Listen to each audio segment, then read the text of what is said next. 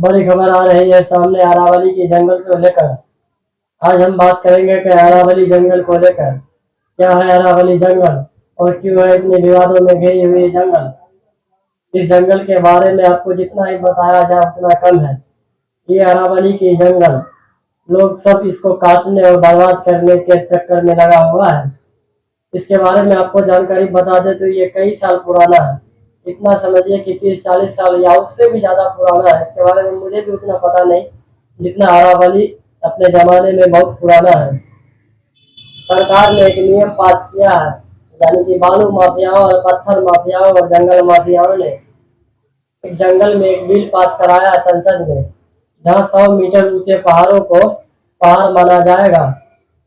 उसके बाद जितने भी ऊंचा है उसको नहीं माना जाएगा, या उनसे नीचे जो भी है उसको नहीं माना जाएगा। इस हिसाब से अगर आप देखेंगे तो सारे पहाड़ कटने चाहिए और सारे पहाड़ को बर्बाद कर देना चाहिए। यह जो बालू माफिया है जो कंस्ट्रक्शन में काम आता है, उसमें यूज होने वाले बालू, गिट्टी, रेत, इन सब चीजों में काम आता है और ये पहाड़ को काट कर उसी चीज में इस्तेमाल करने के लिए बनाया जाता है। तो मेरा कहने का ये मतलब है, जहाँ पहाड़ है वहाँ आप काटिए, वहाँ आप उस चीज को बनाइए जहाँ किसी प्रकृति और समाज में किसी चीज को नुकसान ना हो। ये कई राज्य में फैला हुआ है, जैसे गुजरात, राजस्थान, दिल्ली और कई राज्यों में। ये इतने बड़े बड़े हैं कि इसके बारे में कुछ भी बताना मतलब ना के बराबर है। अगर ज्यादा भी मैंने इसके बारे में बताया हो तो वो भी कम है, एक तिनके के बराबर। ये बहुत पुराना पहाड़ है और इसको बालू माफिया और पत्थर माफियाओं ने पूरी तरह से काटने और जलाने का प्लान बना लिया है। जहाँ एक तरफ हमारे देश के प्रधानमंत्री बात करते हैं एक पेड़ माँ के नाम, वहीं दूसरी तरफ अपने दोस्त को एक पेड़ माँ के नाम नहीं, एक पेड़ अडानी के नाम करता है और अंबानी के नाम करता है। यही एक पेड़ माँ के नाम का स्लोगन देकर अपने अडानी को देता है 100 पेड़, 1000 पेड़, वो भी 1 रुपये और 8 आने के रुपये के दाम में। तो बात सिर्फ ये है कि सरकार इसको नष्ट करने में इसको सरकार को सोचना चाहिए। यहाँ आप देखिए बिना किसी कटने और बिना किसी नुकसान होते हुए भी दिल्ली की आज हालत ऐसी है दिल्ली की हालत ऐसी है कि आप बाहर में घूम नहीं सकते हैं, अपने घर में भी खुले में नहीं रह सकते हैं। आपको और अपने घरों में प्यूरीफायर लगाना पड़ेगा, तब आप रह सकते हैं और बात कर सकते हैं।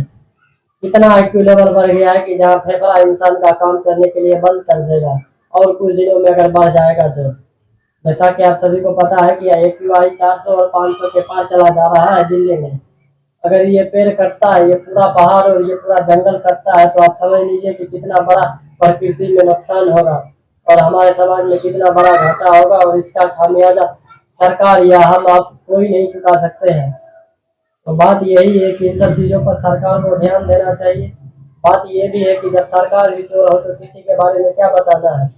जब थाना पूरा बिका हुआ तो आपको FIR करने से कुछ नहीं होगा। ठीक इसी तरह हमारी सरकार है, तो सरकार अपने वादे और सब कुछ को भूल कर अपने दोस्तों को बड़े बनाने में लगे हुए हैं। लोगों ने वोट दिया था कि सरकार को इसलिए वोट दिया था कि भारत का विकास हो, तरक्की और उन्नति हो। यहाँ तो अंबानी और अडानी के पीछे, अपने दोस्त के पीछे लगा हुआ है। यहाँ देखिए एक पेड़ माँ के नाम नहीं, एक पेड़ 1000 1000 पेड़, करोड़ पेड़ अंबानी और अडानी के नाम, अपने दोस्त के नाम। ये वही अंबानी और अडानी के राज है और मोदी के राज है, जहाँ पर एक तरफ मोदी लड़ाई लगाते हैं भारत में ये हिंदू है और वो मुस्लिम है, वही दूसरी तरफ उसके दोस्त सौर ऊर्जा यानी कि सोलर प्लेट से जो बिजली बनता है उसको बांग्लादेश में दिया जाता है। इन्हीं सब पहाड़ों और पेड़ों को काटकर ये प्लांट लगाया जाता है। क्या देखिए एक और मामला यहाँ सामने आया था, जहाँ 1 रुपया प्रति साल के ऊपर अडानी को 90,000 रुपये के जमीन को दिया गया था, जहाँ से बिजली बनाया जाएगा और यही कंपनी आपसे 2 रुपये में जमीन खरीद कर आपको 10 रुपये यूनिट बिजली देगी।